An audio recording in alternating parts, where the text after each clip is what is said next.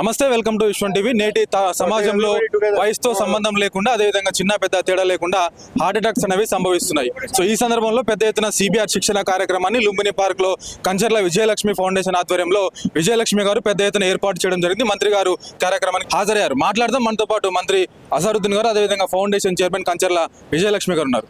Sir చెప్పండి, heart attacks వచ్చినప్పుడు ఎట్లాంటి జాగ్రత్తలు తీసుకోవాలి ముఖ్యంగా? वेरी गुड प्रोग्राम सीपीआर जो है कर रहे हैं, जो कंजरला विजय लक्ष्मी फाउंडेशन ने एक बहुत अच्छा इनिशिएटिव लिए और मेरे ख्याल में इसमें 12,000 से लोग ज़्यादा जगहों पे लोग जाके काम करेंगे और 2 लाख लोग इससे सीखेंगे कि सीपीआर देना, क्योंकि ये बहुत इंपॉर्टेंट चीज़ है, क्योंकि ये बेसिक है। क्योंकि जिसको भी अगर खाना खाता कभी हार्ट का कोई प्रॉब्लम होता है तो सीपीआर देना बहुत इंपॉर्टेंट होता है। तो हर आदमी को हम सीखना चाहिए कि इतना रॉकेट साइंस नहीं है, बिल्कुल एक आसान काम है। तो बिल्कुल आसानी से आप सीख ले सकते हैं और सिखा भी सकते हैं दूसरों के लिए, क्योंकि घर में सबको ये चीज़ आनी चाहिए। क्योंकि आजकल माहौल ठीक नहीं है, क्योंकि ज़्यादातर लोग हार्ट के एलिमेंट से ज़्यादातर लोगों की डेथ हो रही है। बट लेकिन अगर आप सही जगह पे अगर आप उसको सीपीआर देंगे तो इंशाल्लाह काफ़ी लाइफ सेव कर सकते हैं। बट मैं विजयलक्ष्मी को और जिनके जितने भी फाउंडेशन के लोग हैं जो भी इसके ऊपर काम कर रहे हैं, मैं उनको बहुत बहुत मुबारकबाद देता हूँ। और एक बहुत ज़बरदस्त इनिशिएटिव है, क्योंकि कॉलेज के लड़के और लड़कियों को लेके काम करना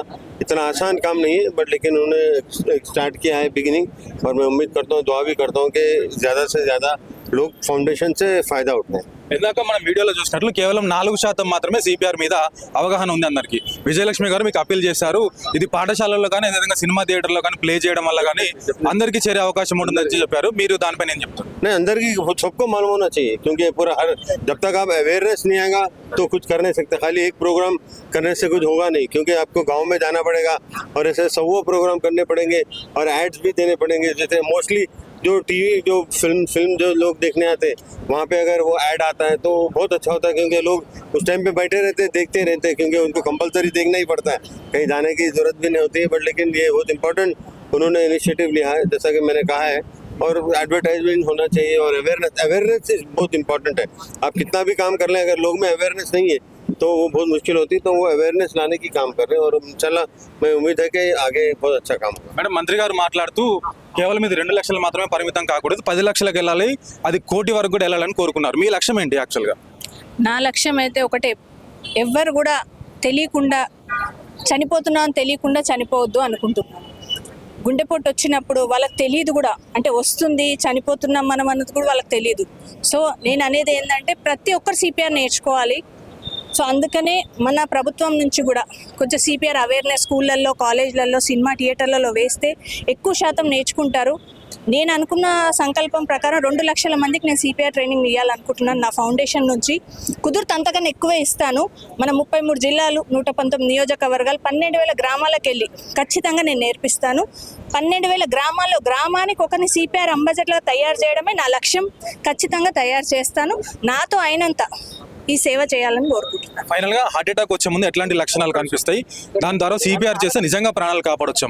నిజంగా కాపాడొచ్చు. మనం ఎన్నో చూస్తున్నాం, అవన్నీ తెలుసుకున్నాం కూడా మేము. నిజంగానే సిపిఆర్ అనేది ఒక చిన్న శిక్షణ మాత్రమే, కానీ అది మనం నేర్చుకుంటే 1000 కుటుంబాలను కాపాడుకోవచ్చు, 1000 ప్రాణాలను కాపాడుకోవచ్చు. మనం హెల్ప్ చేసిన వాళ్ళం అవుతాము. సో అందుకనే నేను ఈ సంకల్పంగా తీసుకున్నాను. సో ఖచ్చితంగా అంటే నేను చేసిన 2 లక్షల మందిలో ఒక్కరు ప్రాణం కాపాడినా నేను గెలిచినట్టే ఆ రోజు.